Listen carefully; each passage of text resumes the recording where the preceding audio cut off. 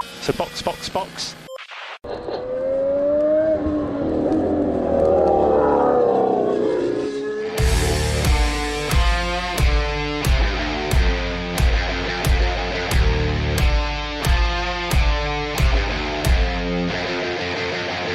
Olá! Sejam bem-vindos a mais um episódio do Box, Box, Box, o original. Eu sou Aninha Ramos e hoje estou aqui com Felipe Junqueira. E aí, beleza? Depois da tragédia aquática do ano passado, a Fórmula 1 voltou a Imola para homenagear os 30 anos da morte do Ayrton Senna e do Roland Ratzenberger. Tivemos homenagem pelo Sebastian Vettel, simplesmente e somente Sebastian Vettel organizou a homenagem. Ele rodou com seu MP48 pela pista. Rodou, aliás, já vamos falar logo, né? Rodou não, ele deu volta. Ele correu, foram umas assim, 4 a 5 voltas, né? Ele deu volta, porque ele não tava de bobeira. Ele, tava... Meteu o pé. Freou onde tinha que frear, foi bacana. Ele tava com macacão com as cores do Brasil. Ele fez um capacete dividido no meio, com metade do capacete do Brasil, né, do Senna, metade do capacete em homenagem, né, à bandeira da Áustria, em homenagem ao Ratzenberger. Ficou muito lindo, aliás, porque ele ainda deixou aquela fitinha da bandeira da Alemanha, ficou muito bonito. Ele fez uma corrida em homenagem aos dois, com uma camisa escrito Forever, com as cores do Brasil e com uma munhequeira, né, com a bandeira da Áustria, com todos os pilotos na pista, e a maior parte dos pilotos com a camisa que ele fez, né, e com a munhequeira, ou com bottomzinho, porque tinha alguns pilotos que, por questões de patrocínio, tinham que usar relógio e tudo mais, então não podiam estar usando a munhequeira, então tinha também um bottom pra galera usar, e foi assim, uma das homenagens mais bonitas que eu já vi. O pai do Vettel tava em prantos ao lado da família do Senna, mas ele tava assim, aos prantos, emocionadíssimo, porque ele era muito fã do Senna. Foi, assim, uma coisa linda de se ver. E acho que, principalmente, né, uma homenagem muito justa, porque eu acho que é importante você sempre lembrar dessas pessoas que foram importantes para a categoria, que foram importantes para o esporte, para o automobilismo em geral, e que infelizmente pagaram o preço mais alto que tem, né? Acho que a gente nunca pode esquecer que o esporte que a gente gosta carrega um risco gigantesco e que ocasionalmente ele aparece. Então acho que é importante a gente nunca perder isso de vista. No episódio que a gente gravou, especial, né, do Senna, a gente falou muito sobre toda a influência, não só do acidente do Senna, e não só do Senna e do Roland Ratzenberger, mas de todos os outros, no desenvolvimento do esporte e da segurança no esporte. Em como tudo que já se passou, tudo que já aconteceu, todas as mortes, todos os acidentes, todas as pessoas que já sofreram, influenciaram para que o esporte se desenvolvesse ao ponto que hoje temos acidentes como aconteceram com o Grosjean, por exemplo, em que o piloto sai praticamente sem ferimentos. Esse final de semana passado teve também o qualifying da Indy, né? E é só a gente lembrar que a carreira do Piquet basicamente acabou num acidente na Indy, e esse final de semana tiveram algumas batidas, inclusive teve uma batida de frente que o piloto simplesmente levantou e, ok, saiu do carro, todo detonado o carro, falou, ok, obrigado. Eu acho que a gente nunca pode esquecer, né, que essas regras todas de segurança, esses desenvolvimentos todos de segurança, como o Range, por exemplo, isso é escrito em sangue, né? O Range veio da batida do Earnhardt nos Estados Unidos, tem a célula de sobrevivência, tem aquela questão do pé dos pilotos para trás do eixo, que antigamente eles ficavam meio em cima do eixo, e aí a gente teve vários pilotos que perde pé, quebra o pé todo. O Pironi em 82, aquela temporada maldita, foi isso que aconteceu com ele. O Ronnie Peterson morreu por causa de um acidente parecido. Essas regras são escritas com o sangue das pessoas que pagaram o preço, né? Então eu acho que é importante a gente nunca perder isso de vista, que quando a gente fala do halo, de quanto que os capacetes mudaram, porque se a gente olhar o capacete hoje em dia é completamente diferente da tecnologia, tem o visor. O halo com o Jules Bianchi, o capacete com o acidente do Massa. Sim, o visor do capacete, por causa do acidente do Massa, como que diminuiu o tamanho do visor e por aí vai. Então eu acho que, apesar de eu achar meio estranho que na homenagem do Senna tinha lá o Williams, eu sempre acho meio estranho que, cara, beleza, mas ele, morreu nesse carro.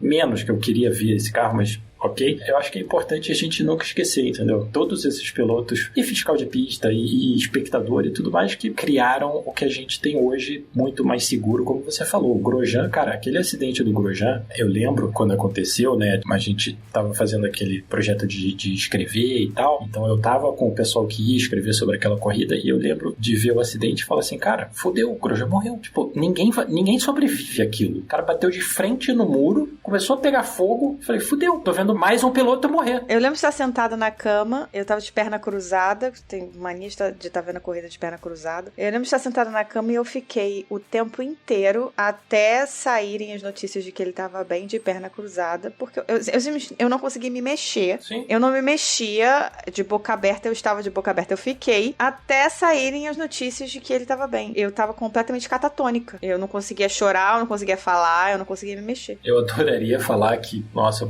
foi tão ruim, mas assim, para quem, né, infelizmente acompanha automobilismo há muito tempo, a gente já passou por isso muitas vezes. Teve o acidente do Bianchi, teve todos os acidentes da década de 80. Porra, a primeira temporada que eu assisti foi a de 82. E eu, molequinho, né, não entendia, tipo, mas como assim? Tipo assim, o cara desaparecia da corrida, sabe? Tipo, o Villeneuve. O Villeneuve, meu pai falava do Villeneuve, isso aqui, e de repente o Villeneuve desapareceu. Eu falei, mas, cadê o Villeneuve? Mas é isso, cara, é a gente ter o mesmo choque, porque é perigoso, mas ter o final feliz, né? Sim. Que é o Grosjean pulando pra fora do carro, você olhar e falar assim, cara, como assim? É ele ser a Fênix. E é hoje a gente poder falar. Sim, e achar até bobo ele continuar usando, sabe? Ele fazer isso, mas assim, faz sim, sabe? Sim, ficar sacaneando que a Mercedes prometeu que ia dar o teste pra ele e nunca fizeram, e não sei o que, bababá, e fazer piadinha que ele agora corre com o Marcus Ericsson de novo e tal. Mas assim, podia ter sido muito diferente, entendeu? A gente podia ter visto mais, assim, criança ficar sem pai, entendeu? E por aí vai, cara. Exatamente. Então, quando a gente lembra, né, do Senna e pra gente, obviamente, ter muito mais impacto, mas o Ratzenberger, eu acho que a gente tá fazendo uma coisa que é importante, que é não esquecer o custo do que a gente assiste pra se divertir e tal, assim, mas isso tem um custo muito real. E eu vou aproveitar pra lembrar também que essa semana, né, hoje a gente tá gravando no dia 20, tá? Mas dia 23, que se não for o dia que esse episódio tá saindo, ele vai ser no dia 24, mas dia 23 de maio é o dia do aniversário de 50 anos do Rubinho Barrichello, que é Glorioso basicamente o meu ídolo da Fórmula 1, foi o cara que me fez me apaixonar pela Fórmula 1. Se o Ayrton foi o cara que fez eu começar a assistir com 4 aninhos de bebê, eu sentava e assistia a Fórmula 1 com meu pai até os 4, quando o Ayrton, né, infelizmente faleceu. O Rubinho foi o cara que me fez me apaixonar pelo esporte. Então, se existe um ídolo pra mim no esporte, foi o Rubinho. Eu já era um pouco mais velho, né? Mas eu acho que o Rubinho, pra mim, tem uma coisa interessante também, que é o seguinte, o meu primeiro ídolo foi o Piquet, obviamente, né? Porque eu comecei em 82, e o Piquet tinha acabado de ser campeão, aquela coisa toda. E depois eu nunca mais entrei, né, nessa coisa de ter o ídolo e tal, mas o Rubinho foi o piloto de Fórmula 1 que mais mostrou pra mim o lado humano do piloto de Fórmula 1. Para mim, o Rubinho sempre foi um cara que as emoções dele estavam ali claras e você via que ali era o ser humano com todas aquelas complexidades e todos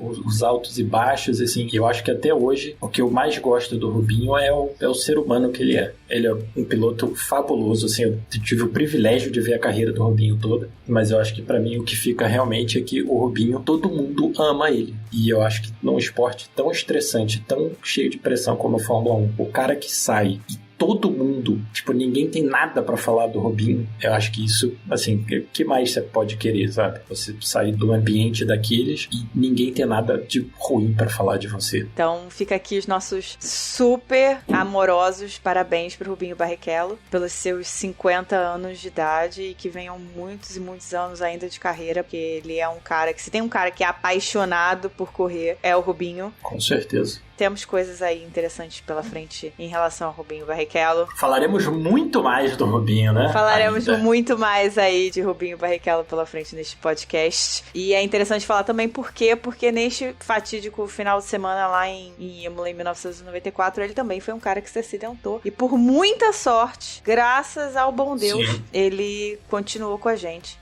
e tá aí completando seus 50 anos aí essa semana. Realmente é o final de semana maldito, né? Porque teve o Rubinho na sexta, o Ratzenberger no sábado e o Senna no domingo, assim.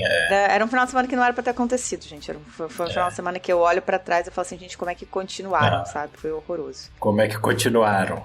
Tem aquela foto do Jack Stewart, né?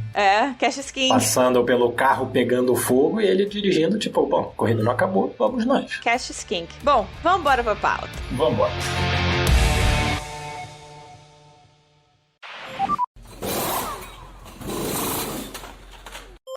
Já em Imola 2024, o pódio foi Verstappen, Norris e Leclerc. Primeiro pódio da Ferrari em Imola desde 2006 com Michael Schumacher. Graças a Deus tivemos um pódiozinho da Ferrari aí pra gente dar um quentinho no coração aqui da ferrarista. Ficou barato, né? Ficou. Pelo que a gente tava vendo, ficou meio barato. Mas não vou antecipar o Ferrari Cast. Apesar de ser uma vitória do Verstappen, não foi uma vitória tão simples. Nem um pouco, né? Esse final de semana, assim, pro pessoal que reclama que, porque só o Verstappen ganha, porque a Red Bull, não sei o que, cara, eu vou te falar, a Red Bull trabalhou pra ganhar essa corrida.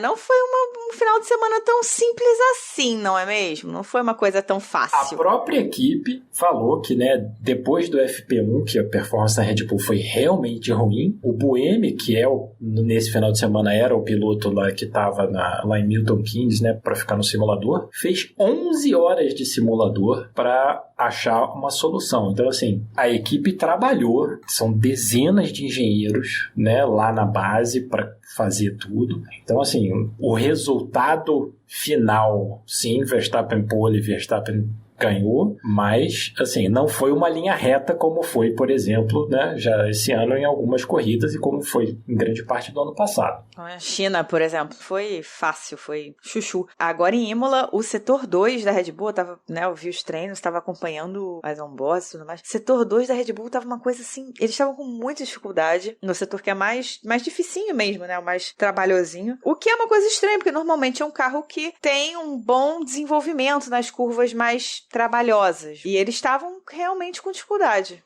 Foi bem curioso, e para o pessoal que tem aí acesso aos gráficos que a gente produz, né, para os nossos apoiadores, tem acho que especialmente me chamou a atenção, que é a comparação entre o Verstappen e o Norris. Como o Verstappen, nas voltas que você compara um contra o outro, o Verstappen tem uma vantagem no setor 2 contra o Norris. Mas, ao mesmo tempo, né, na volta toda, o Norris, na maior parte das voltas, teve a vantagem. O que, assim, entra um pouco pelo lado da McLaren, mas pelo lado da Red Bull eu achei interessante. Como que a performance do carro da Red Bull ficou meio... Assim, eles ganharam pole e tal, sei o que, resolveram o problema de Imola, mas, assim, suspeito para as próximas, entendeu? Foi diferente. A gente já tinha percebido do início do ano que o RB20 já não era um carro tão à frente quanto o RB19 foi. Com certeza. E eu acho que isso muito tem a ver com uma coisa que eu já vinha falando, que na verdade tinha mais a ver com a falta do pulo que a Ferrari tinha que ter dado de 2022 para 2023, do que com o tamanho do pulo que a Red Bull deu de 22 para 23, entende? Com certeza, concordo com você. Porque na verdade o que aconteceu é que de 22 para 23 ficou um buraco porque quem estava mais próximo, que era a Ferrari, não pulou, não fez o pulo que tinha que ter dado, na verdade, não andou quando tinha que ter andado. Então a Red Bull foi embora. Eu acho que também porque o problema da Ferrari, nesse período que você está falando, era muito difícil. Não era só vamos achar performance. Porque vamos achar performance, óbvio que é difícil, óbvio que é complicado. Os caras se matam para conseguir 0,01.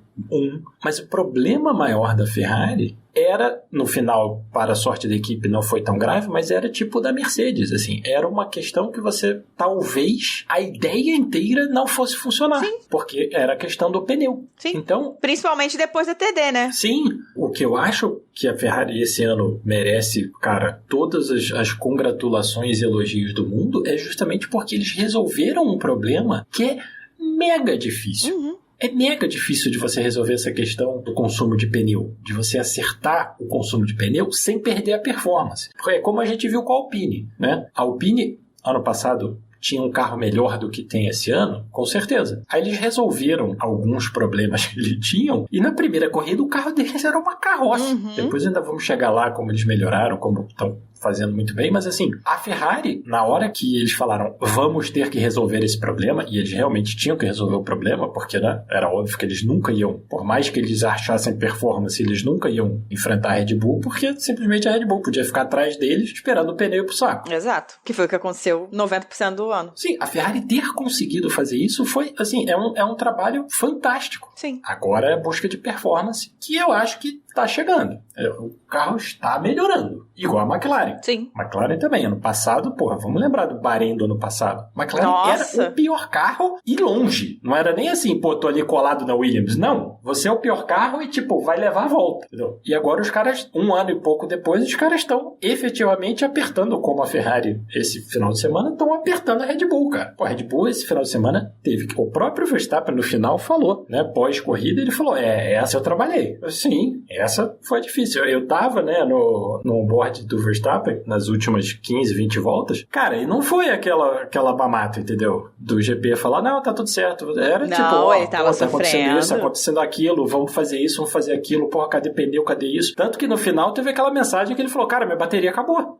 Quando que isso aconteceu desde do começo de 2022?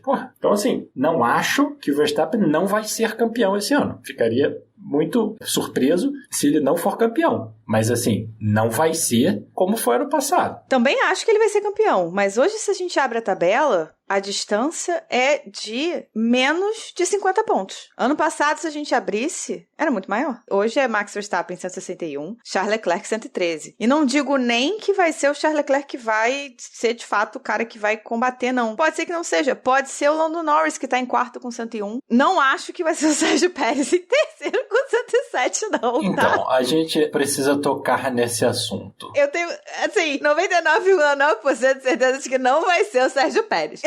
Cara, o Pérez, no final da corrida, né, a mensagem dele no final da corrida, a corrida termina e ele imediatamente pede desculpas. É a primeira coisa que ele fala. Que bom que ele sabe disso. Não, eu falei, que bom que você sabe que o seu final de semana foi uma tragédia. Né? Mas assim, ok, a Red Bull tava realmente, o carro tava difícil. Eu imagino que o setup que eles fizeram deve ser daqueles setups enlouquecidos que só o Verstappen consegue dirigir, porque qualquer um roda na primeira curva. Tudo isso. Cara, o Pérez teve uma hora que ele tava preso, atrás de Tsunoda, bicho. Não, chegou uma hora que ele era uma chicane ambulante. Tava todo mundo passando dele. Sim, antes ali do pit stop, e tudo bem, o stint dele foi longo, ok, beleza, não sei o quê, mas assim, o stint dele foi longo, eu até tomei o cuidado de ir olhar, né? A comparação do stint primeiro dele com os outros, com o Verstappen, com o Norris, eu comparei com os 5, né? Os 2 McLaren, as 2 Ferraris e o Verstappen. O Pérez, se você olhar, é outro nível, entendeu? É tipo você meter uma Alpine na comparação do pessoal da frente. Sim. Eu até tô torcendo para que o Pérez continue, para ninguém meter o Tsunoda na Red Bull, porque eu acho que seria uma tragédia para o Tsunoda. Mas assim, bicho, tem que ter uma opção melhor, cara. É impossível que não haja uma opção melhor do que o Pérez. Eu quero muito o Tsunoda na Red Bull, pelo menos por um aninho, assim, que seja uma escadinha pra ele ir pra algum lugar, porque, cara, não dá pro Pérez continuar. Pois é, mas a Rádio Corredor parece que vai. Olha só, é a equipe que demitiu o Kvyat daquela forma pra botar o Verstappen, que tudo bem, tinha a chantagem do Jos Verstappen e tal, ok. Mas demitiu o Gasly daquele jeito. Sim, deram 15 minutos pra ele no carro. Demitiu o Albon pra botar o Pérez. O Albon é a mesma coisa, 15 minutos no carro e falou, não, tá uma merda, põe outro. Pois Aí pega o Nick De Vries, demite ele, mete o Ricardo, é tipo, bicho, e agora vocês vão ficar com o Pérez? Pois é. Assim, beleza, o Pérez tem uns patrocínios muito bacanas, entendo, a grana do Carlos Slim com certeza é ótima pra botar no bolso, mas assim, bicho, e tem o seguinte, é ruim pro Pérez, cara. Porque o Pérez era um cara que tinha um status bacana na Fórmula 1. O Pérez teve a chance, aí não teve, né? A chance não foi real quando ele começou a carreira, logo, né? Botaram ele pra fora, não sei o quê. Cara, o Pérez vai sair pela porta dos fundos da Fórmula 1. Sim, cara, porque tá ridículo, cara. A cena dele sendo ultrapassado por todo mundo, tudo bem que tem pneu, que seja, mas assim, porra! E o pior é que foi assim, o Leclerc deixou de dar o undercut no Norris, e eu tava acompanhando os rádios, né? Eu tava com o onboard do Leclerc, mas eu tava vendo os os rádios, lendo os rádios, né? No Multiviewer. Multiviewer, transcrição Na transcrição por AI, né? É fantástica. É muito bom. Quando acerta, acerta muito. Quando erra, é muito engraçado. Não, mas quando erra é engraçado, exato. Tem uns absurdos, você olha e fala assim, que porra de mensagem é essa? Vale muito a pena. E aí eu tava acompanhando assim. E aí tava tanto o Leclerc quanto o Norris, né? E seus respectivos engenheiros. Aliás, preciso dizer que eu preciso de um Brian, que é o novo engenheiro do Leclerc, na minha vida. Tão fofinho. Porque ele é maravilhoso. No Ferrari Cast a gente precisa falar disso, porque foi tão legal ver o Leclerc. Olha, Brian, é assim, é assado, eu gosto assim, eu gosto... Ai, Nossa, eles dois foram assim maravilhosos e foi maravilhoso. Enfim, e o Norris estava discutindo com o seu respectivo engenheiro o quê? Os 4 estavam tendo a mesma discussão. Quando entrar, por quê? Porque nenhum dos dois queria entrar e ficar atrás do Pérez. Porque normalmente, em condições normais de temperatura e pressão, ultrapassar o Pérez é carne de pescoço. É chato. E é óbvio que a equipe ia falar pro Pérez, segura os filha da puta. Porque, né, os dois iam vir comendo a pista pra poder tentar dar o undercut no próprio Verstappen. Sim. Então, os dois queriam tentar parar e sair na frente do Pérez. E era essa a discussão. Sim, porque o Pérez tem uma Red Bull. Porque o Pérez tem uma Red que o Bull. pneu tá velho. O cara tem a Red Bull em Imola, que é mega difícil de ultrapassar. Exatamente. Tem uma zona de DRS. Então a discussão era, porra, vamos tentar parar? Sim, vamos tentar dar um undercut, no caso do Leclerc, né? Vamos tentar dar um undercut? Vamos, mas a gente precisa tentar parar antes do Norris, mas a gente não pode parar e ficar atrás do Pérez, porque a gente vai perder tempo no Pérez, porque o Pérez vai prender a gente, porque, né, junto, vai segurar por causa do Verstappen. Nessa brincadeira, o Norris, que estava na mesma discussão, estava tentando descobrir onde parar. Quando chegou a hora de parar, ficou naquela coisa de, faz o contrário do Norris. Se o Norris entrar, você não para. Se o Norris não entrar, você para. Acabou que o Norris parou, e aí o Leclerc não deu o undercut, entendeu? Foi essa a estratégia de parada da Ferrari, né? E aí tem uma coisa muito interessante que eu gosto muito da coisa do pit stop, né? E aí me chamou a atenção, eu fui olhar como na corrida de Imola, as primeiras paradas todas foram ruins. Começou a me chamar a atenção, assim, que eu vi 2.6, 2.7, 2.7. Teve uma boa, que foi a do Piastri, que foi 2.2. Aí o Hamilton fez um 2.1, foi bacana. Mas o pessoal da frente, todo mundo teve a parada abaixo do que é hoje em dia o normal, né? Uhum. E aí eu não sei se talvez a Ferrari, porque eles esperaram 3 voltas, né? Uhum. Depois do Norris. Eles falaram pra fazer o oposto, mas depois esperaram. Aí não tinha jeito, aí esperaram. Sim, mas eu não sei se de repente eles estavam olhando e falaram assim, cara, tá tudo dando errado aqui no pit stop. Vamos só dar uma conferida geral se tá tudo funcionando. E aí a gente para, porque depois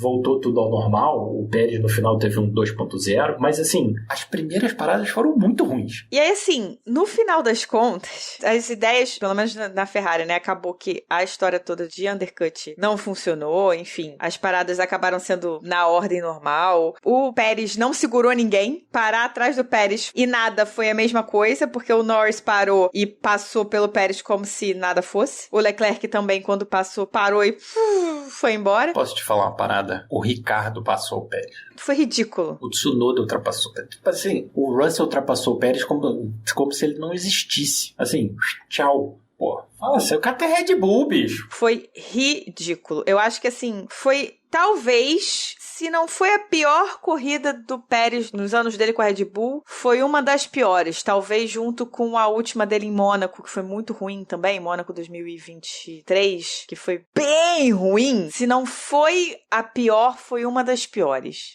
Cara, foi muito ruim. É aquela coisa que, assim, é o que o próprio Horner diz, né? Ai, só de falar esse nome já me arrepio inteira de desgosto. Mas, enfim, é o que o Horner diz, tá na mão dele. Mas o que mais ele pode fazer, sabe, mal pra não estar na mão dele? Porque, assim, cara, pô, ele já foi ultrapassado pelo Leclerc no campeonato de pilotos e não é que o Leclerc tenha tido um ano fantástico, entendeu? Ele tá com um ano consistente. Sim, mas ele tá sofrendo também pra marcar o máximo de pontos que ele pode. O ano inteiro ele fez de quarto pra cima. Ele não ganhou nenhuma, de verdade. Não ganhou nada. Mas de quarto pra cima ele fez. Sim, ele tá maximizando o que a Ferrari dá, mas assim, o Pérez tem Red Bull, bicho. Sim, era pra ele estar ali no topo. Por mais que você seja o segundo piloto da Red Bull, porra, foda-se, você tem o melhor carro. Sim, era pra ele estar no topo, era pra ele estar na frente, era pra ele estar em P2. E o Norris tá chegando, né? Porque sim, o Norris com a vitória ganhou belos 25 pontinhos. Exatamente. Tá chegando também. E assim, e a McLaren vai bem. Sim. Mas assim, do outro lado da garagem tá foda, né? Porque o Verstappen essa semana conseguiu ganhar 2 corridas, né? Porque o time lá de automobilismo virtual dele Pois é. ganhou as 24 horas de Nürburgring, o maluco pilotou sei lá quantas horas no meio nos intervalos da Fórmula 1, assim. Aí o maluco vira e fala, não, porque eu tô cheio de dor nas costas por causa dos buracos de Imola. Vá pra porra, né? Não, tu tá com dor nas costas, meu irmão, porque tu fez 2 stints lá, sentado no teu simulador, jogando de madrugada, né, meu irmão? Por isso que tu tá com dor nas costas, porque tu correu a tua corrida, tu ficou 2 stints jogando de madrugada em vez de descansar, filhão. Vá, pelo amor de Deus, né? A culpa dos buracos de Imola? Não, por favor. E até parece, né? Essas pistas de Fórmula 1, cara, tudo assim, tem um bump aqui, tem um bump ali, mas, porra, fala sério, mano. Pra brasileiro, tu vai falar que aquilo ali tem buraco? Porra. Tá todo mundo aí ao teu redor, todo mundo aí inteirinho, bonitinho, todo mundo correu a mesma corrida que você e ninguém tá com a coluna doendo. Você tá com a coluna doendo. Exato. Por quê? Porque tu resolveu correr 2 corridas no mesmo final de semana. Agora aguente o teu rojão. Vai lá fazer fisioterapia a semana inteira. Se alguém fosse reclamar, ia ser o pessoal da Alpine que esse final de semana o carro voltou à forma inicial, porque, porra, tanto o Ocon quanto o Gasly falaram nos 2 primeiros treinos que, tipo, dá pra parar de bater o fundo no chão, porque, tipo, tá foda. O cara é daquela que chega no final, não tem uma obturação no lugar mais, tá tudo sacudido na boca. Puro bottoming. Mas enquanto isso, a gente faz o quê? A gente fala de McLaren. Por quê? Porque McLaren é o time do momento. Com certeza.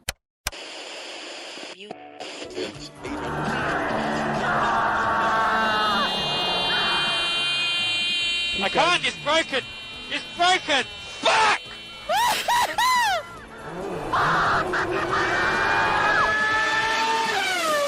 Papaya Cast.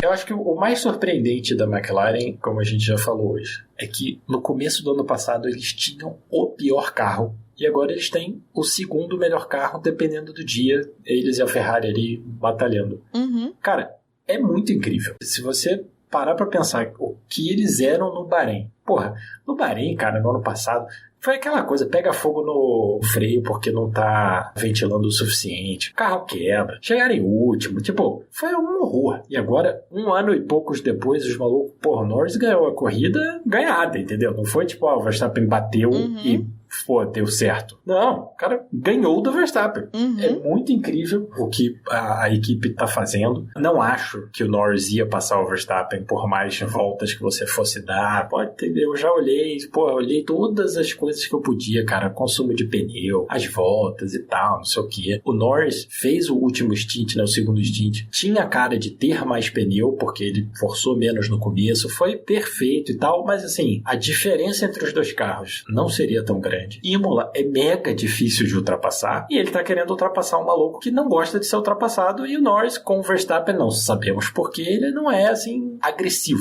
Pelo menos até hoje ele tende a não perder a linha com o Verstappen. Então assim, eu não acho que ele ia ganhar a corrida por mais que você desse 5, 10 voltas a mais. No braço, assim. Não ia ganhar. Mas por uma corrida que foi boa no começo, porque a largada foi ótima, aquela bagunça, não sei o que, bababá. Teve 50 voltas que pouca coisa aconteceu e depois ficou muito boa. No final das contas, assim, eu curti, né? Eu achei que foi uma batalha legal e vi ali, né, a disputa da McLaren com a Ferrari, porque eles tiveram uma troca de quem tava melhor. Sim. Na hora que trocou de composto. Isso foi muito interessante. Eu tava acompanhando os tempos do Leclerc e do Norris, porque eu queria entender se a McLaren tinha caído de rendimento ou se eles estavam segurando o pneu e forçando a Ferrari a forçar. E eles estavam forçando a Ferrari a forçar. Eu acho que foi a combinação das 2 coisas, né? Eles forçaram ali, deram uma enganadinha pro Leclerc forçar, pro Leclerc errar, sabe? Deram uma forçada sim. Foi ali uma jogadinha ali boa. Eles forçaram, eles acertaram em cheio, porque o Leclerc, quando sente o cheiro do sangue, ele vai. Ele é bem Verstappen nesse sentido. Ele e o Verstappen são bem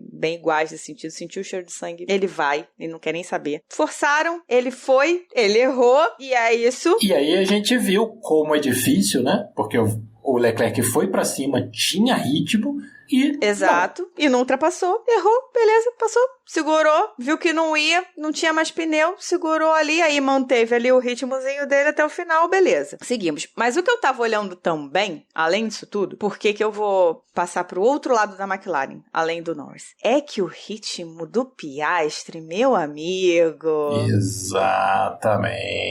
O ritmo do Piastri está melhorando. É porque o Piastri tomou a punição, meu amigo. O ritmo do Piastri estava lindo. Dá um tempinho pra esse menino, gente. Escuta o que eu tô falando. O ritmo do Piastri foi melhor do que do Norris. Aham. Ele tava numa situação ali pior e tal, não sei o que, preso aqui, ali, blá, blá, blá. Pode falar tudo isso. Mas o Piastri está melhorando. Ele tá finalmente entendendo o negócio do pneu. Eu não sei se foi só essa corrida, eu não sei se foi Miami e Imola ajudaram ele, mas parece que ele finalmente entendeu como usa e guarda pneu, que é a arte do pneu da Pirelli, né? Exatamente. Que, aliás, é engraçadíssimo, porque o MotoGP mudou, né? Nas categorias na 2 e 3, eles botaram o pneu da Pirelli. E é engraçadíssimo ver o pessoal, os comentaristas do MotoGP falando disso. Não, porque aí o pneu, não sei o que, o Babaia falou assim, onde que eu já ouvi essa história antes do pneu da Pirelli? Mas, vamos nós. Mas assim, o Piastri, e aí eu acho que tem um problema para a Ferrari e para a Red Bull, porque até agora o Norris briga sozinho. Aham. Se o Piastri realmente continuar o que ele mostrou, principalmente nesse final de semana em Imola, vai complicar para a Ferrari e vai complicar para a Red Bull, especialmente para o Pérez. Porque aí você virou o 6º colocado. Eu tô vendo no Piastri agora o Leclerc em 2019. Entendendo, né? Exatamente. O Leclerc em 2019 começou o ano descendo o pé e não sabia, né, gerenciar pneu. E aí ele fazia um monte de merda e perdia a corrida porque ele não sabia gerenciar pneu. E aos poucos ele foi entendendo como fazer. E aí ele chegou Spa, Monza, etc, etc, etc. E foi aprendendo como fazer e foi melhorando. Foi entendendo como fazer com os pneus. E é isso que o Piastri tá começando a entender. Com uma McLaren que tem um carro hoje bom. Realmente bom. Pois é. O que facilita, né? Obviamente. Exato. O carro melhor ajuda também a não detonar o pneu, né? Exato. Não podemos também esquecer disso. O que eu tenho a dizer é Norris que se cuide, tá? É isso que eu tenho a dizer. Vamos então agora mudar de cast para o Ferrari Cast? Vamos pro Ferrari Cast. Uma bosta. Competência que chama. Puta que pariu. Ser ferrarista é complexo. Tá difícil ser ferrarista. Foi nada diferente do que a gente já tá acostumado. Ferrari Cast. Mudando de papaya pra vermelho Ferrari. Rosso Corsa. Pra Rosso Corsa. A Ferrari começou este final de semana com suas atualizações, né? Então a gente vem de uma McLaren com atualizações que chegaram em Miami. Então, o segundo final de semana de atualizações. Então, eles estão um passo à frente de entender suas atualizações. O que faz mega diferença, né? Não vamos esquecer. Exato. Para uma Ferrari que está no primeiro final de semana de atualizações. Então, eles estão aprendendo as suas atualizações. É claro, gente, tudo isso é testado no simulador. Mas, simulador é uma coisa, pista é outra. Pergunta pra Aston Martin esse negócio de simulador. Como é que é quando você traz um upgrade bacana e aí você vai e vê que o upgrade, na verdade, não funcionou bosta nenhuma. Pergunta pra Mercedes esse negócio de correlação, né, de simulador pra pista. A Aston Martin, o Alonso, né, falou que quando eles viram a merda que era, eles usaram a corrida como teste porque o upgrade não funcionou. O que eles viram no simulador não é o que eles viram na pista. Então, assim, não é relação direta, né, amigo? Exatamente. Então, a Ferrari tinha que entender o que era essa atualização na pista. Tudo leva a crer que está tudo funcionando, que a correlação tá ótima. De fato, a Ferrari foi muito bem. O que aconteceu na classificação, na verdade, foi uma escolha ruim. Não foi que eles erraram. Eles escolheram mesmo, tipo, eles acharam que ia funcionar bem, fizeram uma escolha que não foi a melhor escolha, né? É diferente de você, sabe, cliquei errado. Fizeram uma análise que não funcionou, sabe? É diferente. Não, a gente não pode nunca esquecer também de uma coisa, né? Você, quando faz o acerto do carro pro qualifying, você tá fazendo o acerto do carro pra corrida. Uhum. Então não adianta, a gente viu esse final de semana no qualifying da Indy. Os caras batendo 370, 375, na corrida ninguém ninguém chega nisso. Sim. Porque são duas coisas diferentes. Fórmula 1, mesma coisa. Você acerta o carro pro quali, mas na verdade é o carro que você vai correr. Então não adianta você meter o carro que você consegue dar uma volta com sorte o mais rápido possível e depois dar 60 voltas no fio da navalha. E aí eles erraram, né? Eles fizeram uma análise de uma coisa de energia da bateria na classificação que não era de fato a ideal para Imola. E aí não funcionou bem para classificação. E aí eles estão tentando, né? Vão rever essa análise, vão rever isso para melhorar para Mônaco também, até porque Mônaco é outra pista, é outra história, mas eles já entenderam onde foi que eles erraram. Isso é muito importante. Dizem as análises que se eles tivessem feito de uma outra forma, eles teriam feito um setor 1, porque se você olhar, fizer as análises, né, da volta da Ferrari, o grande problema da Ferrari estava no setor 1. O setor 1 que é basicamente a Tamburello, né? E eles estavam perdendo muito na reta, especificamente. Com esse acerto, né, nessa coisa da energia, eles conseguiriam mais energia na reta, e eles conseguiriam um melhor tempo de volta, e eles teriam mais chance de conseguir a pole, né? Conseguindo a pole, provavelmente tinha mais chance de ganhar a corrida. É uma história completamente diferente, porque Imola é difícil. Exatamente. Era esse o foco. Então, eles entenderam essa situação, então eles vão trabalhar nisso. Inclusive para Mônaco também, que é muito importante. Acho que mais ainda do que Imola. Mais talvez. ainda, né? Imola tem 2 possibilidades de ultrapassagem. Mônaco não tem basicamente nenhuma. 0. Exato. Então, é esse o foco. A atualização da Ferrari foi focada em curvas de baixa, média e baixa, que o carro estava bem fraquinho nisso. Não significa que está maravilhoso, mas foi esse o foco. Tá bom, funcionou, mas eles ainda têm muito o que entender. Para Mônaco, como sempre, a Ferrari e todos os outros times levam atualizações focadas para Mônaco, que são aquelas asas super específicas, aquelas asas tipo de altíssima pressão aerodinâmica. A Ferrari leva também todos os pés de coelho e trevo de 4 folhas e tudo mais para ver se o Leclerc consegue, né?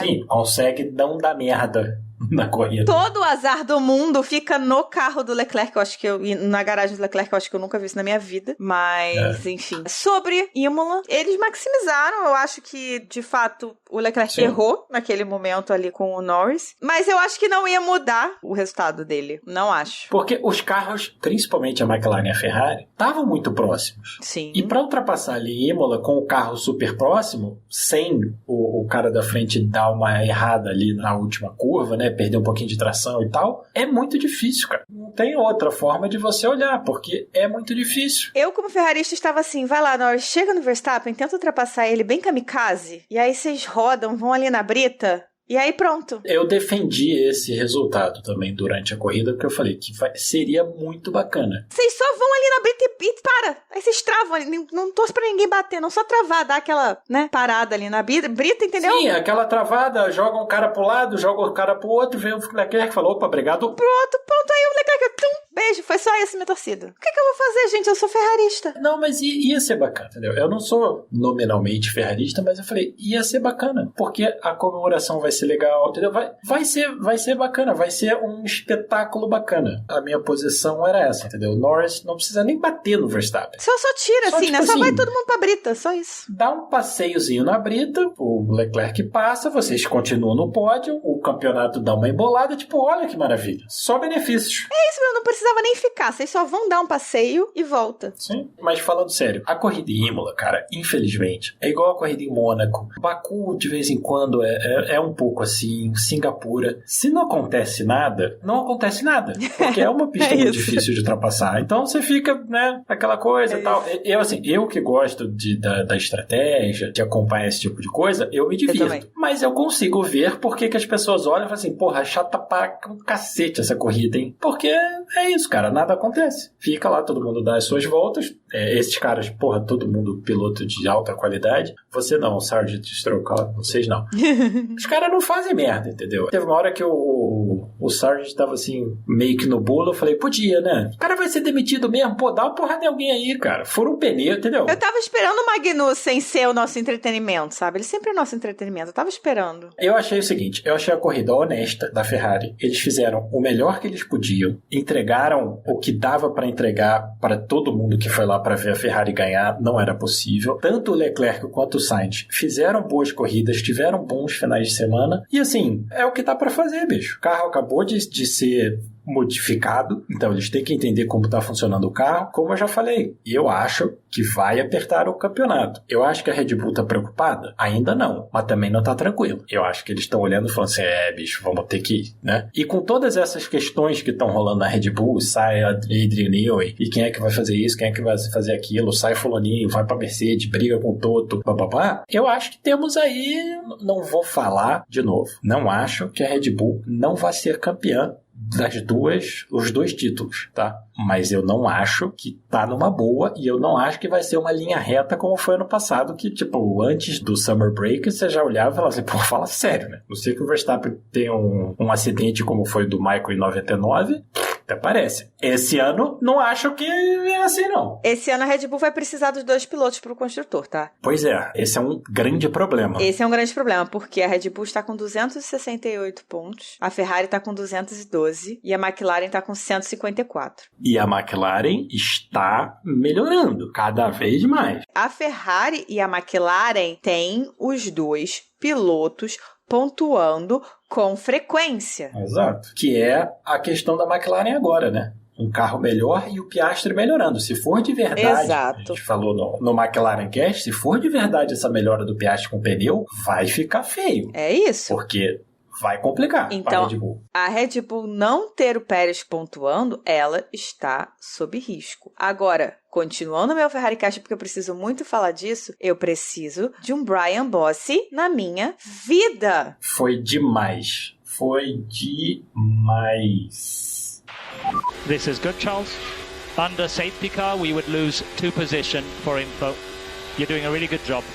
O que eu gostei foi, durante os treinos, o Leclerc explicando isso é importante para mim, isso não é importante para mim, eu quero, tipo, essa informação, aquela informação. Eu achei muito legal porque é uma coisa que a gente não vê com frequência, né? Esse treino do piloto, né, treinando o engenheiro, porque é uma relação que a gente sabe que tem que funcionar muito bem, é só a gente lembrar do engenheiro do Stroll, cara, que parecia que odiava o Lance Stroll, porque o Stroll toda hora tava brigando com o Brad, porque o Brad não dava informação, o Brad falava na hora de frear, o Brad falava...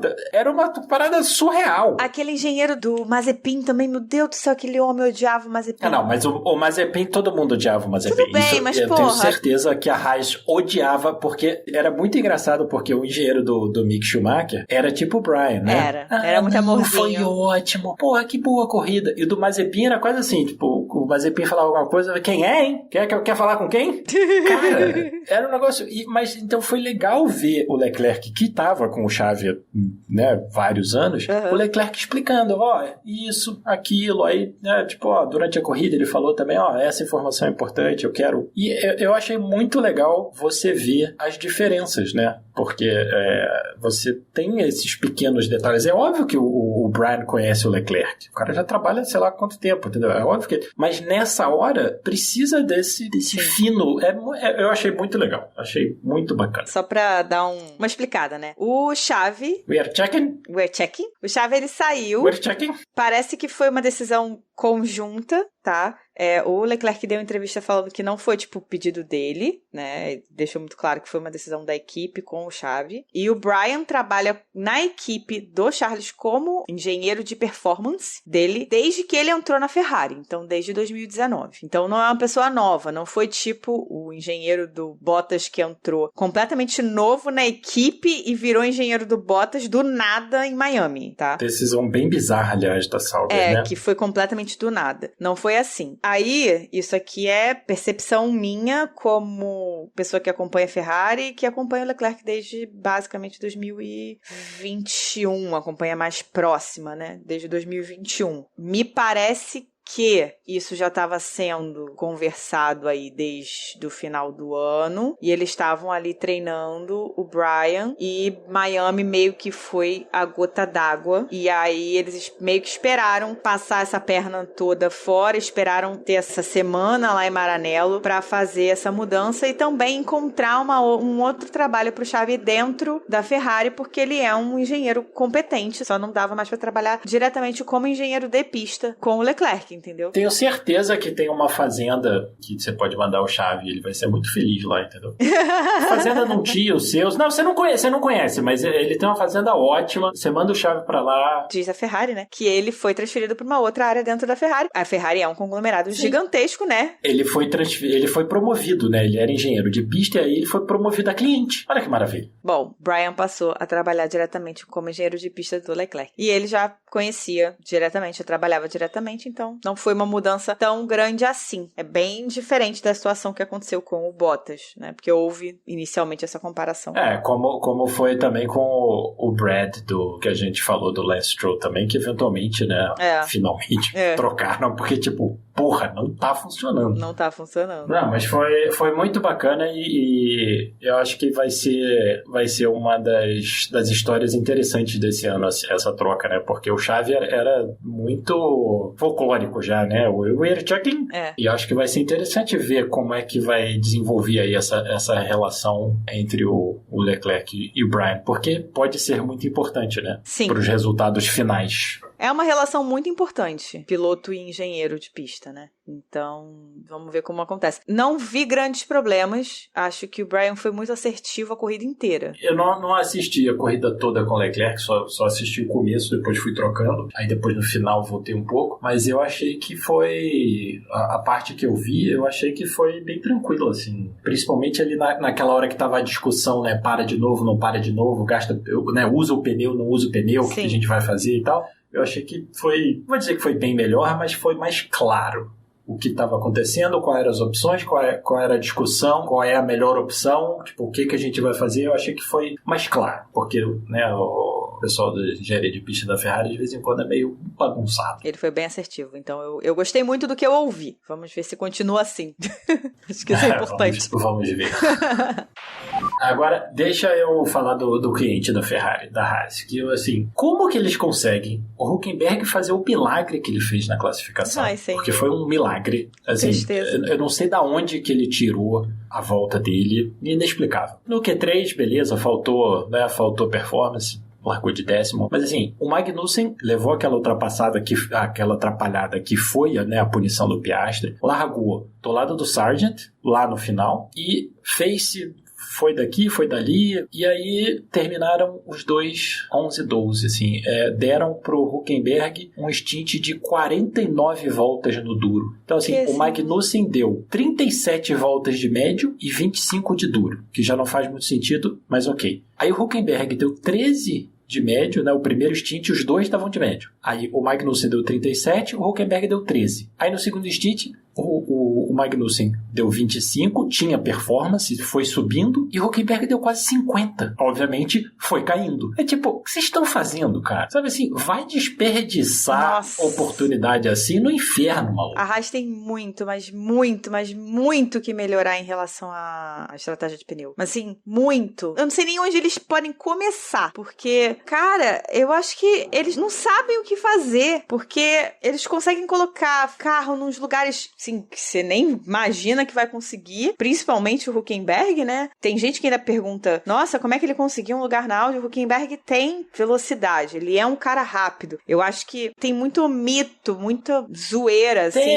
Por causa da questão do negócio do pódio, que ele nunca fez o pódio, mas assim, ele é um cara competente. Ele nunca teve oportunidade numa equipe em que ele tivesse chance de fato de fazer um pódio, eu acho. Eu acho que sempre que ele fez um passo pra uma equipe que ele teoricamente tinha chance, a equipe, quando ele chegou, deu um passo atrás. Ele teve 2, 3 chances de fazer pódio, jogou fora, teve aquela rodada que ele deu. Ok, mas assim, é igual você falar, tipo, sei lá, o Albon teve todas aquelas chances de fazer pódio e não fez. Sim, porque foi lá um maluco que bateu nele, exato. Mas assim, não era todo dia que ele podia, entendeu? O Hülkenberg é a mesma coisa. Não teve pódio, tudo bem, meu irmão. Mas assim, vai falar, sabe? Eu acho essas coisas, assim, esse tipo de estatística eu acho bobagem, porque, por exemplo, o Martin Brundle nunca ganhou uma corrida. O Theo Fabi fez, sei lá, 3, 4 poles, nunca liderou uma volta. Ok, bicho, mas assim, você tá olhando o que o Hülkenberg meteu uma Haas no Q3 e o Pérez não foi? Uhum. O Hülkenberg meteu a Haas no Q3 e o Hamilton quase caiu com a Mercedes? É isso que conta, entendeu? Agora, você vai dar 50 voltas de duro. Ele e o Tsunoda, né? Os dois deram 50 voltas de duros. O Bottas deu mais ainda, mas aí, porra, Sauber, ninguém liga. Óbvio que não vai dar certo, bicho. E assim, pra que você vai dar 13 voltas de média? Porra, todo mundo deu 20 e tantas, entendeu? Eu não entendi uma galera que parou na 13ª volta. O Tsunoda parou na 12. Por que vocês estão fazendo isso? Vocês vão parar 2 vezes? O Ricardo parou na 11. O Gasly largou de macio e parou na 8. Eu não entendi. Aí o Ricardo de médio deu nada. 11. Falei, bicho...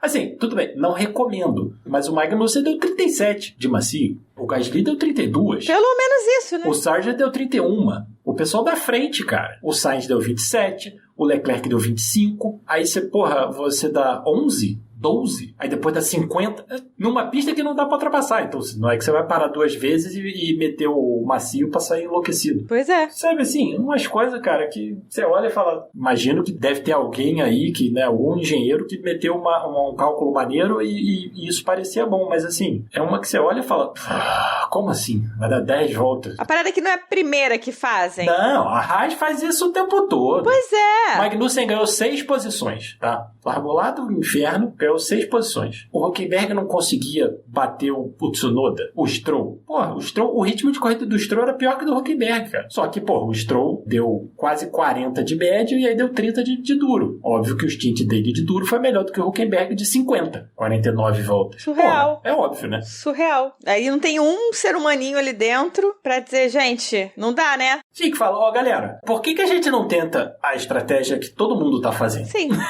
Assim, só pra variar. Só pra gente ver onde é que a gente tá de verdade. Porque assim, até o momento a gente não sabe onde é que a gente tá de verdade, né? Vamos fazer assim, a gente copia a Mercedes. Pronto. Vamos copiar aqui a galera só pra gente ver onde é que a gente tá. Aí depois que a gente vê onde é que a gente tá, aí a gente faz as doideiras de novo, tá? Porque, né? Mas aí também, né, a Haas fazendo essa cagada deu a chance do Tsunoda mais uma vez marcar um pontinho. Marcar um pontinho. Eu vou pistolar de novo mais uma vez. Eu sei que você não quer ele na Red Bull, mas eu vou pistolar mais uma vez. Não. Pelo amor de Cristo, Red Bull, como é que vocês não olham pra essa criatura, por favor? Cara, o Tsunoda tá tendo um ano muito bom, cara. Não, e assim, não é só esse, sabe? Tipo, ano passado. China não foi ótimo. Caraca, Mas assim, ele esse ano claramente melhorou do ano passado, que já tinha sido bom. Pois é. Mas ele claramente tá melhor. O cara tá marcando ponto o tempo todo. E assim, ele marcou ponto com estratégia também idiota. 50 voltas de E tudo. ele faz corridas boas.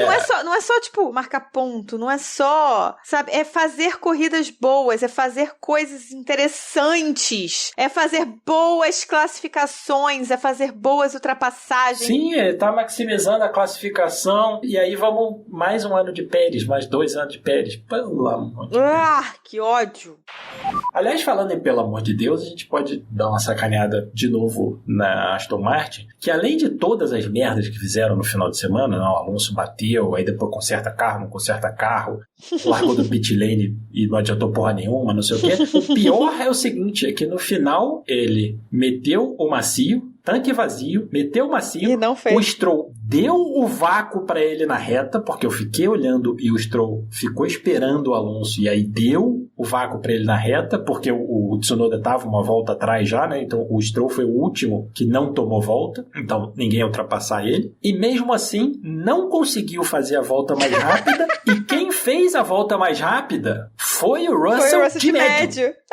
Cara, Aston Martin. Porra, a Aston Martin não devia ter dado entrevista. Devia falar só, esse final de semana a gente não tem nada pra dizer. Cara, o Alonso. Semana que vem em Mônaco a gente conversa. O Alonso deve estar tão arrependido de ter assinado esse contrato. Ainda falo mais, tá? Não foi nem perto, porque a melhor volta do Alonso, que foi a última volta da corrida, foi 19,004. E a melhor volta da corrida foi do Russell, 18,5.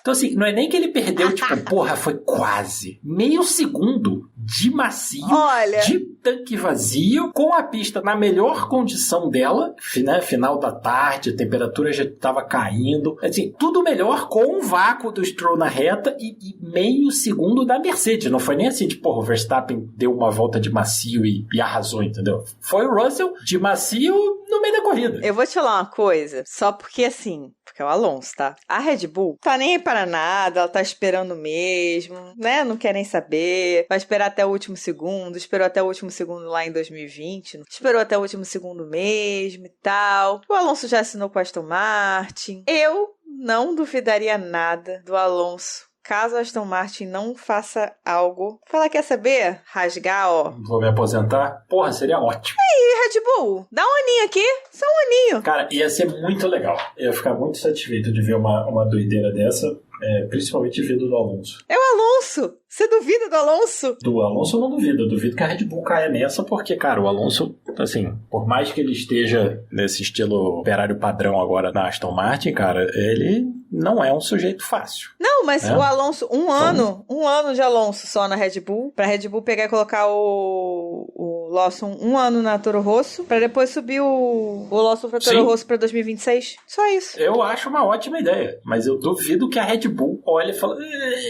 Porque, assim, entre o Alonso e o Pérez, cara, honestamente, mete a grana do Pérez no bolso, cara. Ué, porque, assim, nenhum dos dois vai ganhar do Verstappen. Mas eles precisam de ponto. O Pérez não vai dar ponto pra eles. Se a competição continuar do jeito que tá, com Ferrari e McLaren, eles vão precisar de ponto de construtor. E o Pérez não vai dar ponto de construtor. Sim, e vamos lembrar, sempre bom lembrar, que o campeonato importante para as equipes é o de equipes. Porque é de onde vem a grana. Exatamente. Né? O de pilotos é muito bonito, mas o legal mesmo é ganhar um de construtores, que é onde vem a grana. Exato. E a diferença é grande. Exato. Entre ganhar e chegar em segundo, terceiro, são alguns milhões. Só pra deixar um ponto claro aqui, por que eu não falo o Sainz, tá? Porque hoje o Sainz não tem um patrocínio importante pra levar pra uma equipe. Hoje. Pode ser que amanhã ele tenha. A partir do momento que o Sainz consiga um patrocínio importante pra levar pra uma equipe, ele vai voltar a ser um player grande que pode ir pra Red Bull, tá? Hoje ele tá sem um patrocínio importante. Eu não sei como é que tá a situação dele com a Estrella Galícia, mas quando a Estrella deixou de ser patrocinadora da Ferrari, se eu não me engano, ela também deixou de ser patrocinadora dele. E o Santander não é patrocinadora dele. Sim, eu acho que faz sentido porque eles não podem, né? Exato. Não podem botar no carro da Ferrari. Eu sei porque no site da Ferrari tem os patrocínios que vêm diretamente dos pilotos, tá? E na parte do Sainz tá sem patrocínio dele. Então, o Sainz hoje tá sem patrocínio direto. Isso é um problema, por exemplo. Então, na luta dele diretamente com o Checo na Red Bull, isso é um problema, porque o Checo tem a Claro. Traz um saco de dinheiro bacana. Pois é, o Sainz resolvendo este problema chamado dinheiros, ele volta a ser um player grande. Mas tem que resolver esse problema. Enquanto não tá resolvido, eu acho que vem o Pérez. Mas a Red Bull tá fodida. Eu acho que o Sainz vai meter a Audi. Eu acho que ele vai pra Audi. Mas o Sainz pai saiu da Audi, né? Sim, mas é um pouso seguro pra ele. É um pouso seguro, sim. Não acho que a Audi vai revolucionar o carro e vai competir lá na frente. Mas, como a gente viu com a McLaren, não é impossível. Eu também acho que é uma boa. O que precisa pra fazer isso? Grana. A Sauber não tem grana. Mas a Audi vai ter. A Audi tem. E a Audi, se tem uma coisa que a gente sabe e tem certeza, é que a Audi no automobilismo entra pra ganhar. Eles não entram para fazer número e eles não entram para correr lá atrás. Então, assim, eles vão meter dinheiro. Vamos, então, falar de melhor, pior e decepção? Vamos. Melhor pra mim foi Norris. Eu vou dar uma mençãozinha à McLaren, porque eu achei que rolou um blefezinho muito bom ali naquele stint com os duros, que eles jogaram bem com a Ferrari, que forçaram ali o gasto dos pneus e o erro do Leclerc. Então, eu achei que aquela jogadinha ali foi muito boa. Esse é o meu melhor. Pior pra mim foi Pérez, mas assim, de lavada, que eu acho que... Cara, tudo bem, o carro da Red Bull tava uma bosta, a Red Bull teve que trabalhar muito no final de semana, mas Pérez, puta que me pariu, o cara foi chicane ambulante a corrida inteira. E minha decepção, pra não dizerem, olha só como eu sou uma pessoa justa. Eu defendo quando tem que defender, mas eu critico quando tem que criticar. A minha decepção foi o Leclerc, porque eu acho que aquele errinho foi um erro bobo que não tem que ser feito. Não podia ter passado tinha que ter cortado aquela grama, perdido a temperatura do pneu, tinha que ter continuado certinho, bonitinho. Podia ter forçado mais a barra e de repente, quem sabe até dava pra ter ultrapassado, ter pego um segundo lugar ali. Olha só que raridade, hein? Pra você ver. Você falando que o Leclerc foi sua decepção. Impressionante. Eu concordo com você que o Norris merece o melhor, mas eu acho que também a minha menção honrosa não vai para a McLaren, mas sim para a equipe da Red Bull, principalmente da base lá de Milton Keynes, porque eles realmente reverteram um quadro que na sexta-feira estava esquisito para a Red Bull. Então eu acho que esse trabalho de equipe é muito bacana. É uma galera que obviamente não aparece, né, nas notícias e tal, mas que são mega importantes para o sucesso da equipe. O pior, eu acho que eu vou tratar o Verstappen e o Pérez iguais, entendeu? O Verstappen não concorre pro melhor e o Pérez não concorre pro pior. E assim vamos. Eu vou dar pra Aston, porque eles falam muito, eles gostam muito de dizer que vamos fazer e vamos acontecer e é isso e aquilo, e mega upgrade, não sei o que, bababá, mas já tem um tempinho que eles não estão entregando nada. Entendeu? Desde aquele saudoso começo do ano passado, de vários pódios, eles só andaram para trás. Então, a coisa lá tá feia. A decepção minha foi o Hülkenberg. Eu sei que não é culpa dele, mas a minha decepção é com a corrida dele, porque eu acho que ele no sábado brilhou e no domingo não aconteceu nada. Com também uma menção honrosa a Sauber e a Williams por terem claramente ficado para trás da Alpine, que é uma equipe completamente disfuncional, que tinha uma carroça e conseguiu desenvolver o carro mais do que essas duas equipes que estavam ok no começo do ano. Assim, decepcionante, realmente. Difícil. E aí, galera do Box.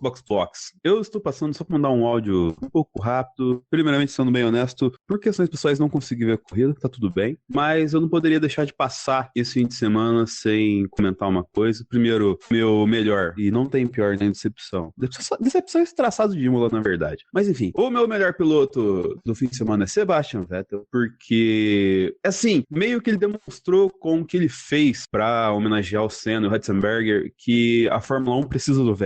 Eu não falo isso porque eu sou uma viúva do Vettel, uma Vettelete. Eu falo porque o Vettel, ele agrega a Fórmula 1 fora da pista também. Ele tem um carinho, ele tem um tato, ele tem uma perspectiva muito mais humana e muito mais incisiva do que deve ser a preocupação da Fórmula 1, se ela quer ser uma categoria de futuro, uma categoria que se preocupa com o futuro do planeta, efetivamente, mas também que ele é tipo o melhor amigo dos pilotos. É o cara que todo mundo gosta ali e ninguém ia bater de frente com ele na questão fora da pista. Não vou aqui ficar falando que uma vaga na Mercedes seria perfeita porque ele tem experiência e, sei lá, ele ajudaria a desenvolver mais a Mercedes, teria mais vontade e tal. Eu não sei se isso que é o que o Vettel quer agora, mas que o fora da pista e o carinho, o cuidado que ele teve de tratar de um ponto tão delicado, não só para o brasileiro, como a gente ressaltou muito bem no nosso especial de 30 anos do sem Ayrton Senna, mas de fazer uma parada com os pilotos, que só Max Verstappen, pode ser a decepção do fim de semana, não ter usado a camisa em referência ao Ayrton, talvez por conta de um certo parente ou chegado, mas enfim, não se tem uma explicação sobre isso. Mas fazer uma marcha em direção ao Tamburello com pilotos, não deixar de referenciar o Ratzenberger, de exaltar a história da Fórmula 1, uma história que ele sabe de cabeça, basta lembrar do vídeo que ele simplesmente lembra de todos os campeões da Fórmula 1, e de exaltar uma máquina como era aquele MP4/8 de 93, que não é uma máquina campeã do mundo, mas é uma máquina que permitiu o Senna dar esperança, alegria e manter o seu legado enquanto esteve na McLaren. Tudo mostra o diferente do Vettel em relação a quem ainda está na Fórmula 1, é que a visão dele parece que ele está 2, 3 casas além da galera que está ali. Salvo, sei lá, o Hamilton, assim, pilotos pontuais, mas que não tem a voz e que não tem a presença que ele teria. Logicamente, falando tudo isso, e a pessoa, mas vai lembrar do final dele na Ferrari. Ali estava muito mais desinteressado. E como eu falei anteriormente, não sei se é de interesse para ele voltar, mas ele voltando, essa vaga da Mercedes, tá dando sopa aí? Eu acredito que a Fórmula 1 ganharia não só com mais um campeão mundial no grid, mas ganharia com uma voz mais incisiva, que poderia pegar desde as questões, como eu disse, disse, de futuro do mundo dentro da categoria, que é um palanque gigantesco, sendo o maior de todas, como até o futuro da categoria. Tenho certeza que se ele achasse errado uma postura de direção de prova, ele falaria, igual como ele foi em Miami, com a camisa do GP de 2060, que tem um capacete com um respirador debaixo da água por conta das questões climáticas. Ainda mais, a gente viu ano passado aconteceu em Imola, a gente tá vendo esse ano aconteceu no Rio Grande do Sul, o Paquistão teve enchente, se eu não me engano, o Afeganistão. A questão climática é muito importante. Não adianta você falar que tá só sendo carbono zero e tudo mais. E inclusive até no carro, ele colocou um Race Without Trace, que é uma iniciativa que o Vettel, ele até apoia, de combustível sintético, que ele, junto com o avanço eletrônico e de carros cada vez mais elétricos, até para serem mais interessantes para o comércio, eles sejam menos poluentes. E ele usa uma premissa de que, poxa, se a gente consegue fazer isso até em carros de 30 anos atrás, como esse carro do Senna, por que não conseguimos fazer nos carros atuais? Então é parte de coisas que, por exemplo, o Vettel poderia colocar a sua perspectiva mais enfática, voltando para a Fórmula 1. E no mais, espero vocês na semana que vem para falar de Mônaco e outras coisinhas. Um beijo a todos. So box. É isso, galera. Chega por hoje. Vamos então agradecer, como sempre, aos nossos apoiadores, aos nossos apoiadores Monza. Sim. Agradecimento grandíssimo, de coração. E aos nossos apoiadores Silverstone, Interlagos e Mônaco. Agradecimento nominal a Leonardo Fernandes, Hugo Costermani, Leco Ferreira, Fernando Jambeiro, Rodolfo Tavares, Bruna Soares, Carol Polita, Jaime de Oliveira, Diogo Moreira, Ed Silva, Bruno Lopes e Jéssica de Araújo. Muito obrigado a vocês pelo apoio. Para quem quiser falar com a gente, estamos em @cashboxboxbox no Twitter e no Instagram e em @boxboxboxpodcast no YouTube para mandar um qualquerzinho pra gente. A nossa chave do Pix é podcastboxboxbox@gmail.com, que também, claramente, é o nosso e-mail. Então, se quiser mandar um e-mailzinho pra gente, uma mensagenzinha maior, pode mandar. Isso existe, tá, galera? Assim, mandar mensagens maiores, e-mail, carta, sabe assim, carta digital, essas coisas assim ainda existem. Então, vocês podem mandar, tá? A gente agradece, a gente gosta de ler. Exatamente. E também, né, se puder avaliar com 5 estrelas, joinha, setinha pra cima, o que o seu agregador de podcasts ou YouTube ou que seja permitir, a gente, né, sempre agradece. Se puder dar aquela forcinha no algoritmo pra gente. É isso. E pra quem quiser apoiar, de verdade, estamos no Apoia-se Cashboxboxbox. Temos 4 planos que vão de 5 a 50 reais. A partir do plano Silverstone, que é o plano de 10 reais, vocês têm acesso ao nosso grupo de WhatsApp, que tem muitas discussões maneiras e principalmente os nossos gráficos, que são super legais. E vocês têm acesso para poder discutir com a gente. E tem muito mais conteúdo. Tá bom, galera? Um beijo. Até a próxima. Semana que vem tem mais. E tem GP de Mônaco. É isso. Beijos. Box. Box.